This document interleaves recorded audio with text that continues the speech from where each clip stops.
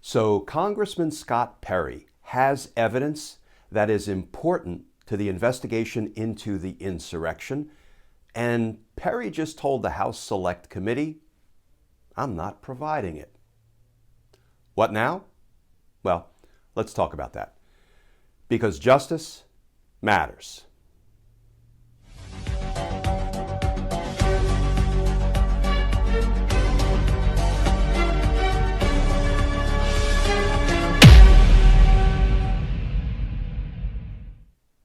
Hey all, Glenn Kirshner here. So Representative Scott Perry has evidence and information about what happened on January 6th that is important to the House Select Committee, and by extension, it's important to the American people. And Perry just told the House Select Committee, "I'm not providing it." Now, why is Perry claiming he's not providing it? We'll talk about that in a minute. But first of all, why does the House Select Committee want to interview Scott Perry? Well, the committee issued a press release which reads, in part, "We have received evidence from multiple witnesses that you had an important role in the efforts to install Mr. Jeffrey Clark as acting Attorney General." Let's pause there. Perry tried to help install as acting Attorney General Jeffrey Clark. Jeffrey Clark, one of Donald Trump's co-conspirators in trying to corruptly overturn the election's results, particularly in the state of Georgia. But that's not the only reason the House Select Committee wants to talk to Perry. Get this, friends. The committee also has evidence that Perry sent communications to the former Chief of Staff, Mark Meadows, using the encrypted Signal app.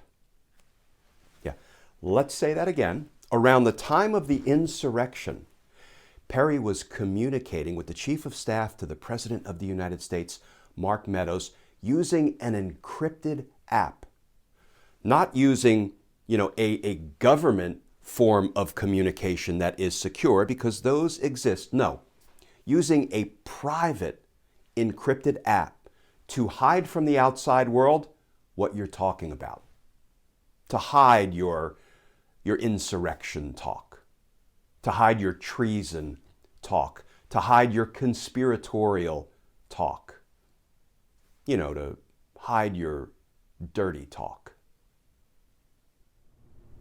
Okay, so now let's talk about why Perry claims he will not provide evidence or information to the January 6th committee. This new reporting from CNN. Representative Scott Perry declines January 6th committee's request to speak with him.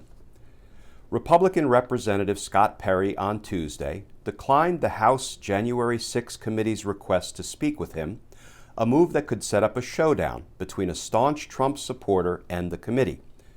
Perry, a member of the House Freedom Caucus, was the first known lawmaker to whom the panel had reached out to talk for its investigation. His response raises the question of whether the committee will now move to subpoena a fellow House member, a step that would dramatically escalate political tensions between the panel and Republicans who have warned that targeting GOP lawmakers is a bridge too far.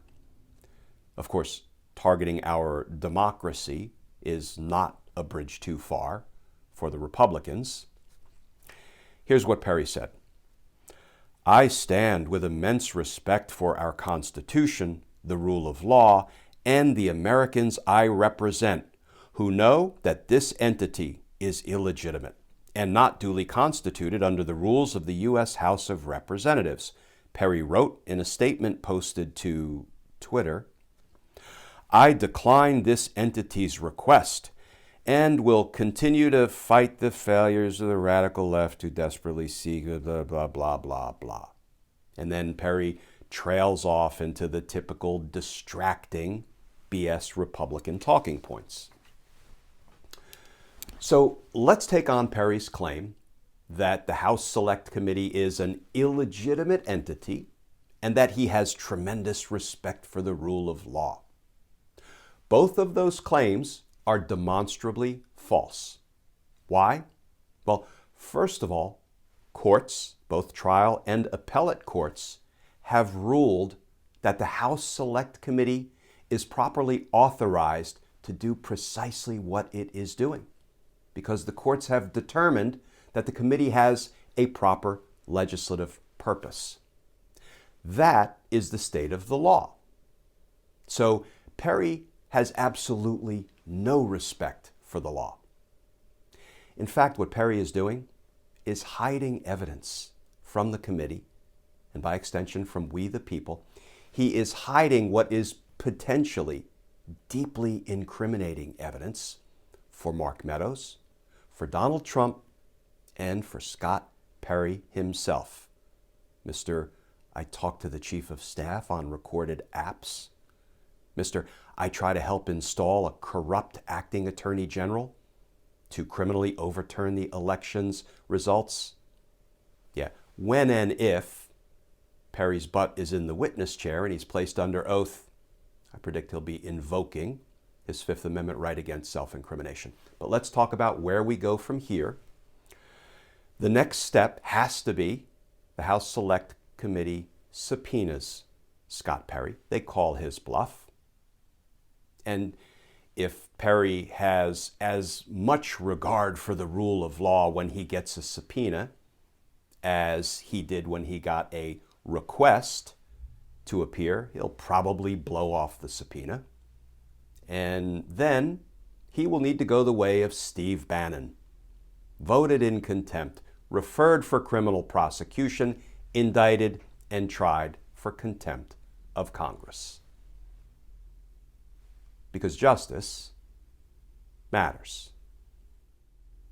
Friends, as always, please stay safe, please stay tuned, and I look forward to talking with you all again tomorrow.